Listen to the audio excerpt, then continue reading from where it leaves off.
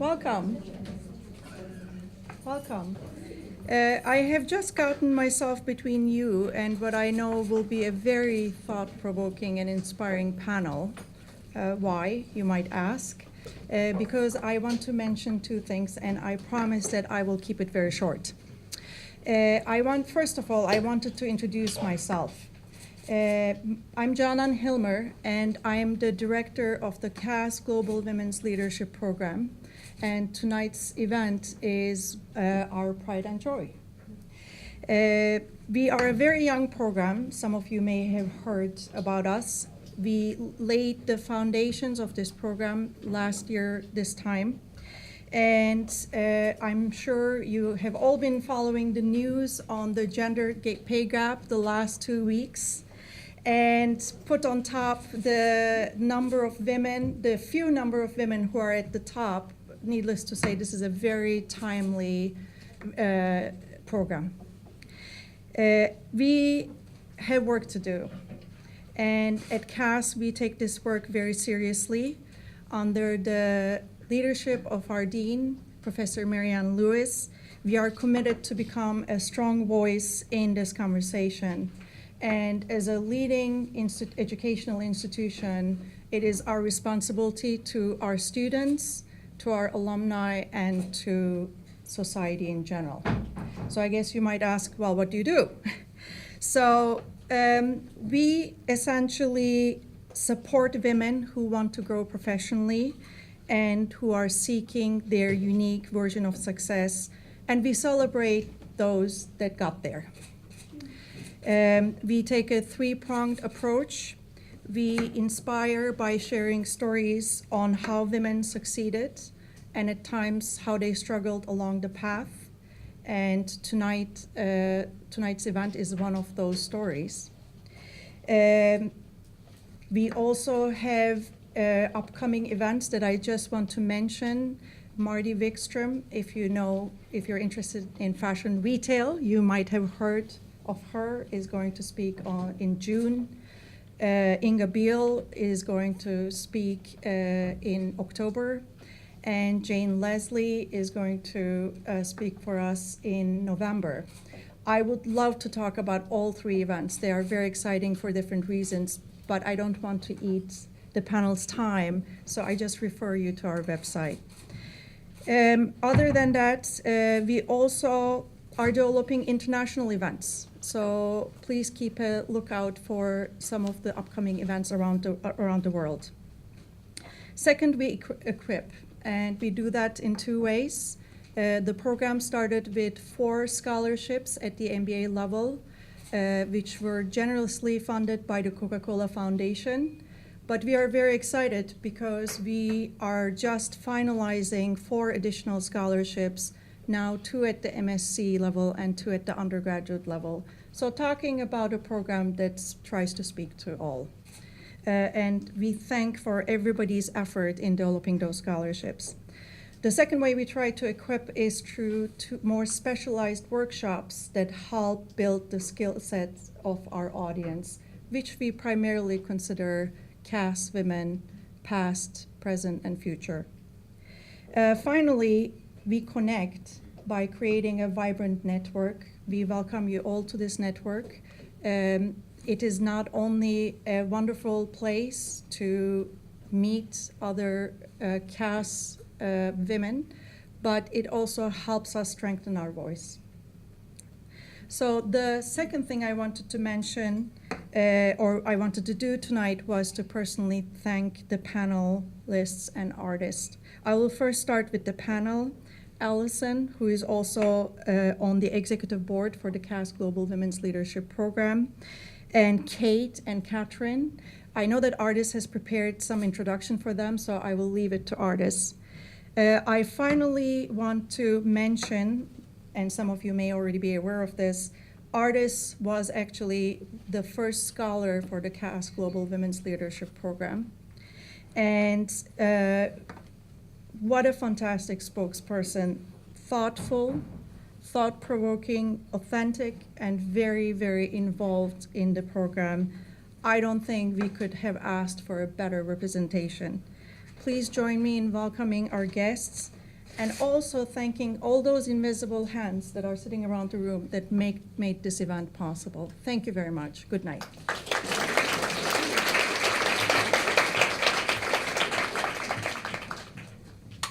Well, good evening, everyone. Nice to be with you this evening. Thank you very much, Shannon, for that introduction. Thank you to the Dean, Marianne Lewis, for hosting this evening's event. And it gives me great pleasure to introduce to you this evening our expert panel. I'll start from my far left. You have Alison Maitland. She is an author, former long-standing journalist for the Financial Times, speaker and facilitator, and currently a senior research fellow at Cass Business School. Next to her, we have Kate Grussing, who's the founder and managing director of Sapphire Partners.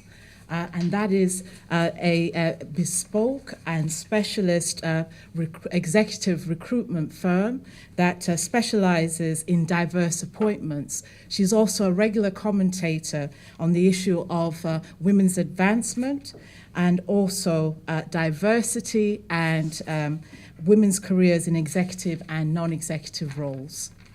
And then to my near left, we have Catrin Lewis, who was called to the Bar of England and Wales in 1991. She's a practicing barrister at My Barristers Chambers, Garden Court Chambers, based in London. She's a specialist in employment, discrimination and equality law. She also sits as a part-time employment judge. And she is regularly instructed to deal with cases dealing with the European Court of Human Rights. And I start by asking you a question. I just want to get a feel for the audience that we have today. First of all, may I ask, how many of you are currently studying at Cass on an undergraduate program? Excellent. Postgraduate? Thank you. Alumni? Oh, excellent. So very good showing from alumni. And who's joining us from the business community? And the legal profession? Ah, that's interesting, isn't that, Catrin? Well, have I missed any other significant category that anyone would like to tell me about? No. So the business community, well, yes. The voluntary sector. Voluntary sector, of course. Public and voluntary sector, very important. Well, I'd like to then kick off with our panel discussion.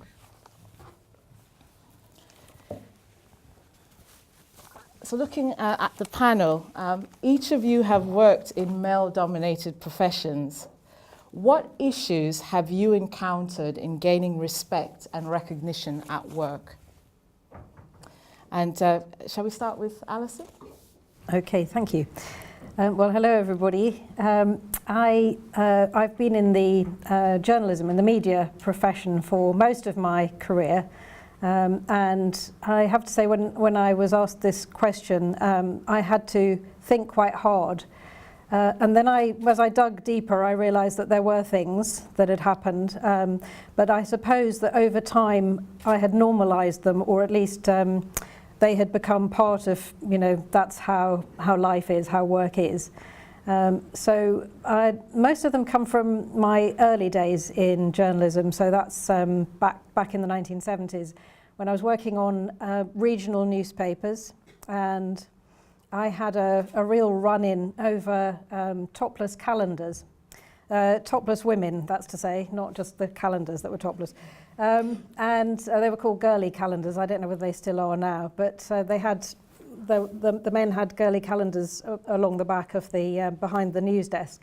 So every time we went to talk about a news story, something we were doing, I had to see these things, and so did all the other women there, and I found them really offensive. And I got very angry about it, and I said to one of the news editors, "Can you take those down because they're really offensive?" And he said no. So I said, well, okay, I'm going to take them down if you're not going to take them down. So we had a bit of an argy-bargy about it. It made me quite unpopular with a few people, but the calendars did disappear, and I also got some support from a senior person there, so that was really good. Another thing that happened was actually with, when you're a journalist, you're dealing with people in the outside world all the time. So you're going to interview them, you need sources and so on. And I was working on community relations. That was one of my beats. So a lot of work with the ethnic minorities in the city there. And I was invited to a dinner by a senior member of a prominent member of the Asian community. And something about it just made me think, I'm not quite sure about this. And luckily I took along a male friend who's another reporter. And we went, and it turned out to be not a sort of gathering and a news event at all. There were escort girls there. There was a lot of drink, not very much food, and we made an excuse and left as early as we could. It was very, very uncomfortable. I think that in the experience of these things, though, I did learn that I could change things, and this was really important. For example, there was a situation where the front page of the newspaper had a story about a terrible rape on Merseyside, and next to it there was a picture of a young woman wearing very little, and she'd just won a competition which was called Miss Lovely Legs. And I thought that this was a terrible juxtaposition, but clearly that wasn't obvious to anybody else. So I went and had a word with the news editor, and he said, do you know, I wouldn't have seen that for myself. Thank you for telling me. It's not right. It's clearly not right.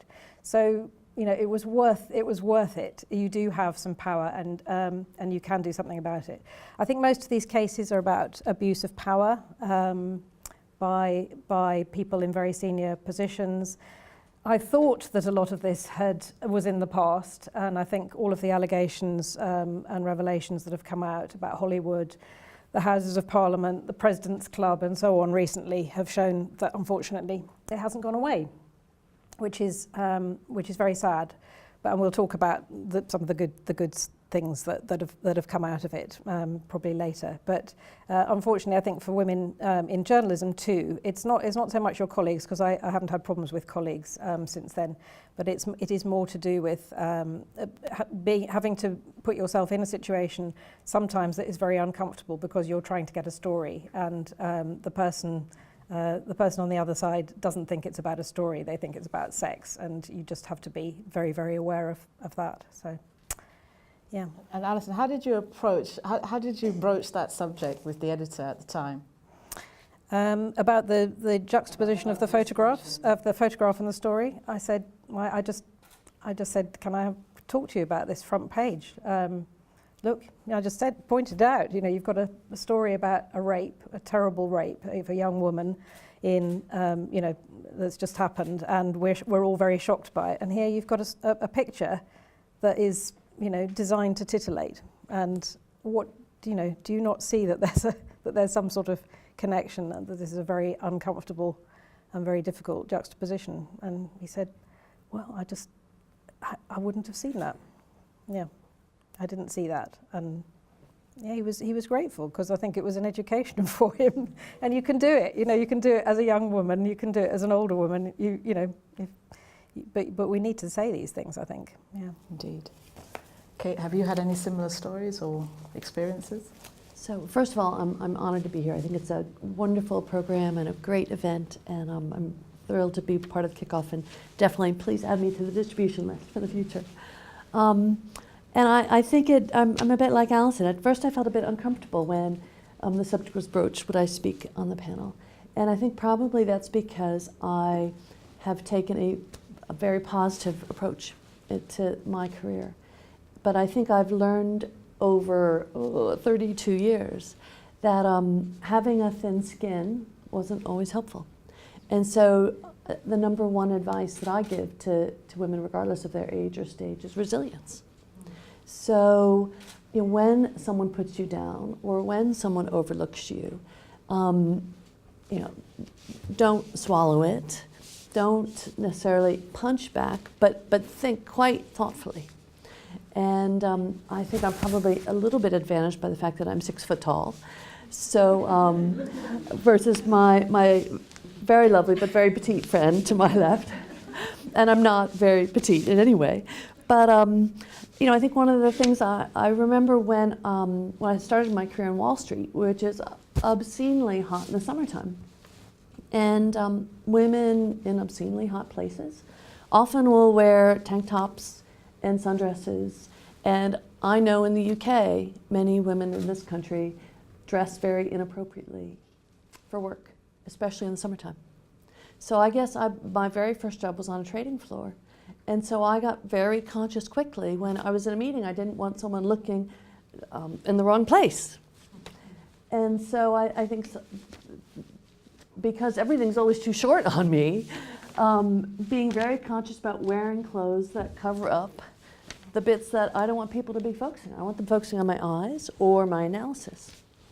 So I guess in my work as a headhunter, I often hear stories. I've been running a search boutique for 14 years. So I have had the privilege of advising many women who have had difficult situations at work. And there's a whole range from completely abominable things where you need to go see a lawyer to things where you need to just bite your lip and think about how you're going to handle it next time.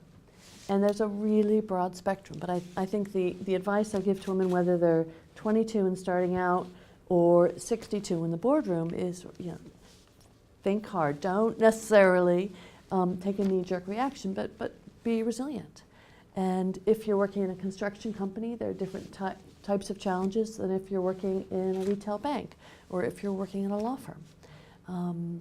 So it is hard, because I think that the wonderful news is people are much more open about this. And something like the President's Club dinner has been happening for 30-some years. I mean, I find that appalling. But I think it's wonderful that fantastic schools like Cass are having events like this. And that those of us who maybe have a little bit more road under the tires are speaking up and trying to share our advice. So. Thank you. Catrin, the legal profession then, what any stories from? Yes, well, firstly, again, thank you for inviting me, and it's lovely to see you all. Yes, the legal profession, I think, is known historically as being male-dominated. But similarly to Alison and Kate, the experiences that I've had over time, you think, well, actually things are getting better, or we hope things are getting better. Maybe it's actually more a reflection of either we're normalising experiences, as Alison said, or through experience and seniority, things are getting better for us. So it may be that, going back in time, I think the experiences that I can reflect on where you struggle for recognition were really when you're starting out. You're starting from that position of lack of experience, lack of power, really. There's a real power imbalance. When you start in training for the bar, you start as what we call a pupil. Even the terminology is very old-fashioned, and you used to have pupil masters. Mainly were masters rather than mistresses, but pupil masters or mistresses. They don't call them that anymore. They call them supervisors, which is more appropriate. But when I was doing a pupillage, it was a pupil master. And there was an environment of real, I think, potential for abuse and harassment. I saw harassing environments around me.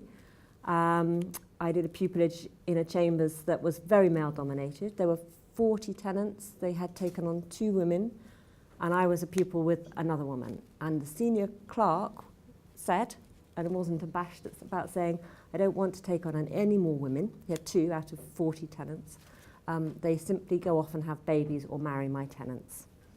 That was the attitude to us as his potential new tenants in his chambers. And that was somebody who was very influential. It wasn't one of the barristers, but it was someone with a lot of influence. And he was the voice that was heard in the room full of other senior people in that organisation. But after pupillage, I went to the voluntary sector. I went to law centre. And that was a very different experience and a very empowering experience.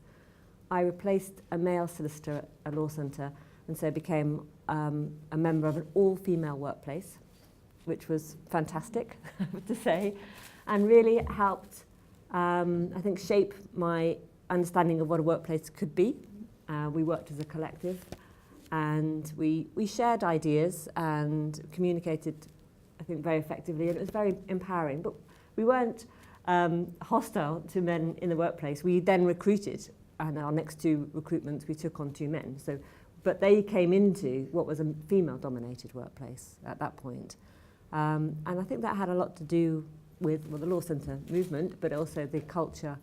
And having spent a considerable number of years there, coming back to the bar from a position of experience perhaps and strength, felt I was able to use my voice in the chambers that I went to, which was a chambers that had a 50-50 split, I think, men to women, and still does, and where women's voices are heard and women are very much seen as equals.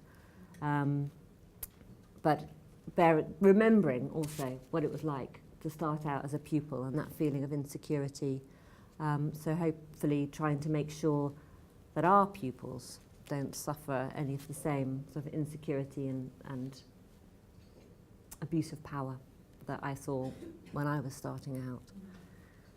Thank you. I'm pleased to say that Catrin is our Equalities and Diversity Officer at Chambers, so very much using her experience. Now, there is a slide that I think is very fitting for the next question I have. Maybe Abdul will assist. Justin, I think, is it Alison, what was the phrase that you coined for this? Yeah, this is a slide from, I don't know if you can all see it. Can you all see it? Yeah, good. Well, I was going to associate it with mansplaining, but it isn't. This isn't mansplaining. Actually, this is something else. This is a typical of micro inequities. I think in the workplace, micro inequities, the small things that can be done, like being talked over in a meeting, being ignored, not being invited to be part of the conversations that really matter, not being invited to take part in the hottest projects. And so that's all about really being included or not. And this is a cartoon from a book that I co-wrote called Why Women Mean Business. It's I think it's captured very nicely that that's a good idea, Sarah. I'll see if I can get one of the men to propose it, which sadly often happens. Still often happens, and that I think the fact that it's micro inequities, that these little things that sort of eat away, that create a bit of a corrosive culture, often affecting women in organisations, makes it harder to tackle because they're small things. It's not the overt discrimination. It's not the harassment. Those really egregious cases which have got to be dealt with there and then. Or bullying or whatever, and that they are very often sort of part of organisational culture. And Kate, what would you say to this problem? So if you have a woman in their 20s or 30s seeking career advancement and a promotion, but they're overlooked by their male colleagues, what advice would you give them? I'm asked that often. Oh, I wish I had a pound for every time I was asked that question. I think first and foremost, you have to get good at something. So I have a lot of women who call me up or seek me out or want to meet with me who are 25 years old and want a promotion, want a new job. And they're not good at anything yet. They might have 1 or 2 years worth of work experience. And I'm a nice enough person, I will take their call and try and give them a bit of that advice. But I can imagine many a headhunter putting a big X next to their name after they've called or emailed multiple times. And so it's interesting because I think you do have to be assertive, right? And you do have to own your own career. So for example, investing in getting a master's here or taking the time to be a scholar. It's essential that you, as part of getting good at something, have a vision or an ambition. And sometimes you'll have to be brave. So if your boss maybe has presented your work at a board meeting in the past, you need to say to him next time, I'd like to go to that next board meeting. I'll sit in the back. I don't need to present it. And if you have an enlightened boss, hopefully he'll say, well, actually, why don't you present it? But so, it's making those tactical decisions in terms of getting good at something, being brave, being proactive, as well as Alison talked earlier about things rarely come and tap you on the shoulder. So seeking out stretch assignments, which are a huge way that companies decide who should get that promotion or who should move. But I worry that with things like extended maternity leave and flexible working, which are fantastic and fabulous, that women might underestimate that they may impact your career. And so it can be a double-edged sword. And when I have women candidates who call up and they have a wonderful part-time arrangement or job share or a great degree of flexibility, and they want to move jobs, and they may not have a experience out of their current job, and I say to them, well, maybe you should think about what are the trade-offs? How important is that flexibility? I feel like I'm saying something very politically incorrect, but it is, and the women up here, maybe 3 of us at least have a bit of gray hair. You don't have any gray hair. It is hard because when you go on a maternity leave or when you're working flexibly, some of your colleagues, men and women, will think, oh, well, she's not serious anymore. So you need to make sure they know that you're serious. And they don't take that for granted. And it may be that, actually you need to take your foot off the pedal for a few years because of elder care issues or things that have nothing to do with being a mother. So you can't assume your colleagues have ESP and know what your ambitions are. So I think the number one thing I'd say was getting good at something, but just as important is making sure people know and being proactive. I'd like to add to that I know we're talking a lot about sort of individual women and what they can do, or what they should do, or what they can do, or what happens to them, as it were. But I think we really mustn't forget that the biggest onus in all of this is actually on organisations to get their culture right. And that means, I think it means things like that change on this needs to be led from the top, and we need to see senior men, increasingly it is happening, but it's still quite slow. We need to see senior men involved in leading change on cultural issues like this. I mean, organisations can't afford to lose female talent. They can't afford to underuse female talent. And so it's really important that senior men are involved in driving change, not just talking about it or saying nice things about it, but actually doing it. It's really important that organisations ensure that there are sponsors, senior sponsors of women's careers, because very often men automatically find sponsors or have sponsors, and it's less common for women to have sponsors in organisations. And that's somebody who's not just going to mentor you, but actually is going to help drive and advance your career by making connections, by making openings and things like that. And I also think that we need to we need to flip the way that we talk about getting more women into leadership or more women into senior roles, and stop talking about the out group. We should be focusing on the in group being the dominant people at the top of companies or in leadership roles. And I think one very helpful thing that I've come across, it's called an inclusion nudge actually, and it's about instead of thinking about let's get what sort of target do we want to achieve, 30% women, 40% women, 20% women, stop thinking about it like that. Actually start thinking about it in terms of the majority, the dominant group. We are no longer going to have more than, say, 60% or 70%, depending on the organisation, whatever, the team.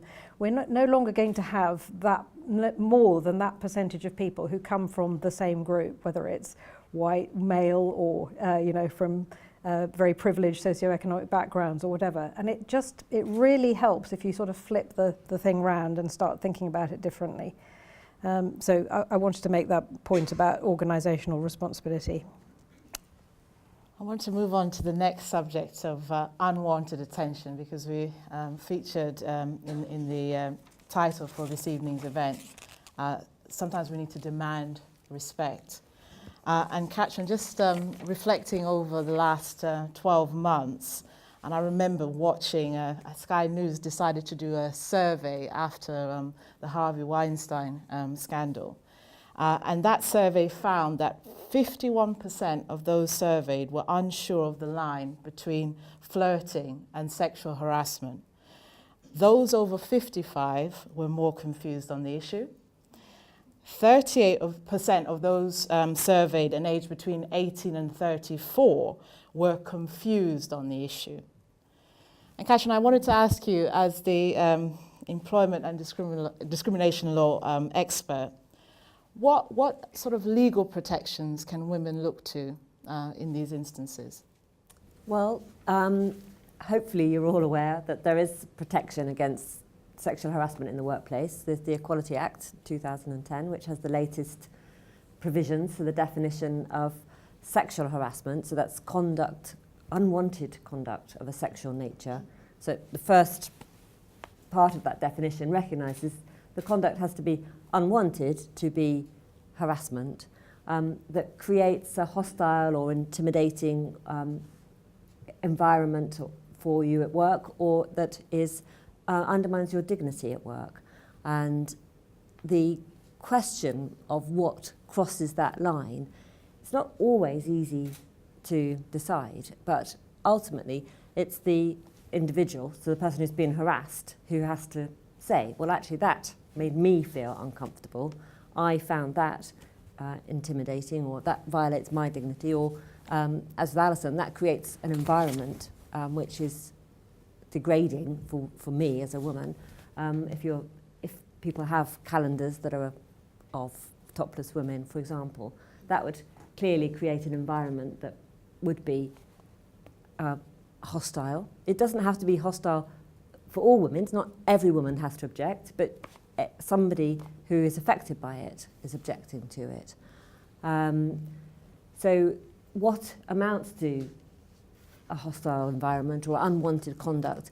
The definition looks at the perception of the person who's bringing the complaint, and then looks at whether their perception is reasonable in all the circumstances.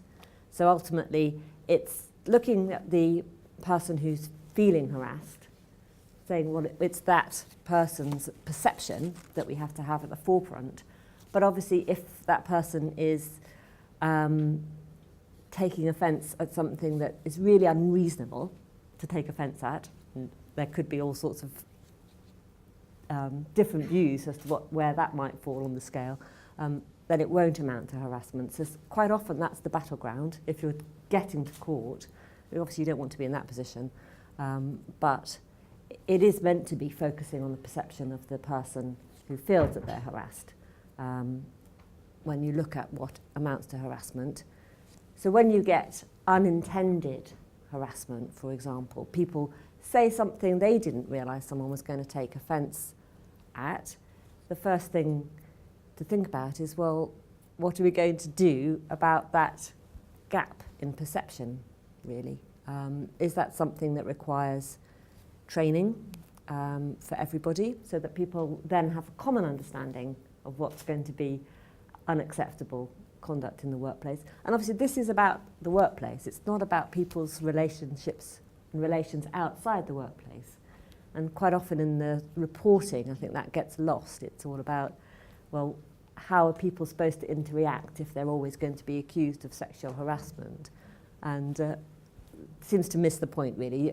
It's the workplace, and women are entitled, and men are entitled, to go to work and not feel that their dignity and their worth is undermined by the conduct of their colleagues or other people that they come into contact through their work. Yeah, I agree. I think there's been a lot of nonsense in some of the UK tabloids about this, sort of questioning whether it's still, is it okay to hug, at work, or is it okay to help a woman at work, or are you going to be accused of harassment? I mean, it's just ridiculous, and that's a way, actually, I think, of the tabloids putting down this whole issue. that I'm grateful to my older daughter for telling me about a hilarious send-up of that kind of attitude on BBC Two's The MASH report. There's this comedian called Rachel Parris who does it's a little bit rude, but it's definitely worth watching, about what is sexual harassment and what is not. But I mean, I suppose it's fair to say that some older people will have seen so many changes in what's acceptable behaviour over their lifetimes that they do end up a little bit confused about it. But as Rachel Parris said, if it feels wrong, it is wrong, as you said. I think there's also I think there are also cultural differences as well as generational differences about this, and the fact that in France there's been a real outcry about Catrin Lewis, the famous actress, and 99 other women signing a letter saying the Me Too movement is puritanical and men should have the right to pester women in the interests of sexual freedom and artistic creativity.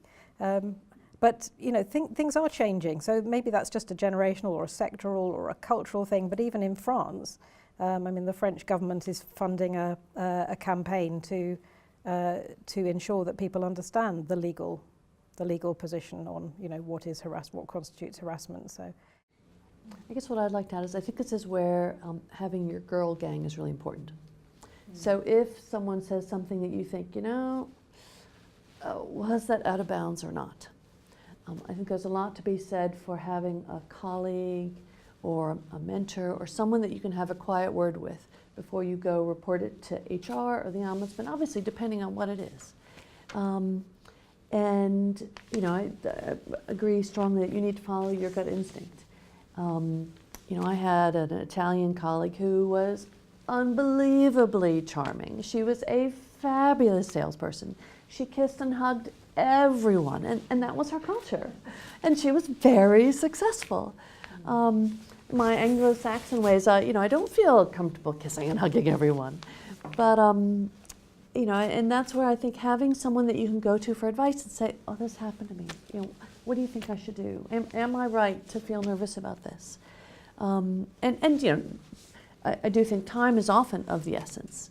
So don't wait a week to have that conversation. Seek out someone that day, or use WhatsApp or SMS, or and ideally people who really understand your situation, because they work in a barrister's chambers or because they work on a trading floor, not your sister who might work in another country or another sector. And just to end on the theme before we open it up to questions is, as you say, again, reflecting on what's happened in a lot of the cases of sexual harassment, just women have felt a shame in coming forward. They felt that there hasn't been somebody else that they could find support from. And what can we do as women when we see another female colleague going through this? I just want to end on that point in terms of some strategies we can take away. Well, I guess speak to them, whether that's in private or if you're able to, speak up at the time. I mean, one of the things about unwanted conduct is it does seem to put an onus on the person who's being harassed to object. Some conduct is so obviously going to be unwanted that there shouldn't be a need to object, and sometimes there's going to be that grey area where it may be misconstrued and you start doubting, the person starts doubting whether that was how it was meant, for example. So if you're there or you see something, then obviously being a witness to it, speaking to them either at the time or to the person who's done it. If you're in a better position, if you've got the slightly more seniority within the organisation, obviously, then that's a responsibility to do something about it, not to just turn a blind eye and say, well, they didn't complain, so it's okay, because they may not feel able, the person who's been the subject of that may not feel able to complain. So maybe speak to them afterwards if you get a private moment and say, well, I saw what happened, how do you feel about that? Do you want to take some complaint? Not every complaint has to be a formal complaint that ends up in the employment tribunal. Hopefully an organisation has some more subtle ways of dealing with things, but I think as women in organisations, what we can try and do is look at those policies, and perhaps if we look at them and see that we think they are not really reflective of how we think things should be dealt with, making it all too formal or too difficult to deal with in a way that's actually accessible to you or to your friends and your colleagues. If you can imagine going through the process and saying, well, actually, I look at this policy and the first thing it does is I've got to escalate it to senior management team, and I really don't feel like I want to do that and put my career on the line, then maybe that isn't the right way to deal with it. You need to think about perhaps suggesting that the policy might need to be looked at and be perhaps more realistic, perhaps get a group of you together, it doesn't have to be just women, a working group together to review the policy perhaps. Which also might be another way of Kate's suggestion of taking up some initiative to get your staff on the agenda. There may be some things that you can become a respected colleague at, so maybe that might be one of the issues that you could become a champion for, that then enhances your reputation, hopefully, within the organisation at the same time. I'd add something about the importance of challenging the language, the vocabulary that people use very commonly, because I mean, behind all of this discussion is the fact that very often we are carrying inside us biases. I mean, everybody has biases. We're carrying a bias that says leader is male, you know, or nurse is female, you know, those sort of things. I mean, not everybody has those biases, but a lot of people do. It's the way, you know, it's what society has been like for a long time, and it's very hard to change those biases. So what we can do is to be aware of the way that we describe men and women in the workplace and the things we say about them, because things like, I mean, women are often described as being, gosh, she's so ambitious, or that woman's so scary, you know, someone who's in a leadership position, or, oh, she's a bit shrill, isn't she? You know, those sort of things. And just always, you know, just step back from it a moment and say, you know, is that something that would be said about a man doing the same things, or, you know, in the same position? And then if you think not, then actually just challenge it and think about it, you know, the way you speak as well, because those are the sort of things that actually lead to, or can, you know, create an environment in which, you know, nastier things happen. So I think we need to tackle those at source as well.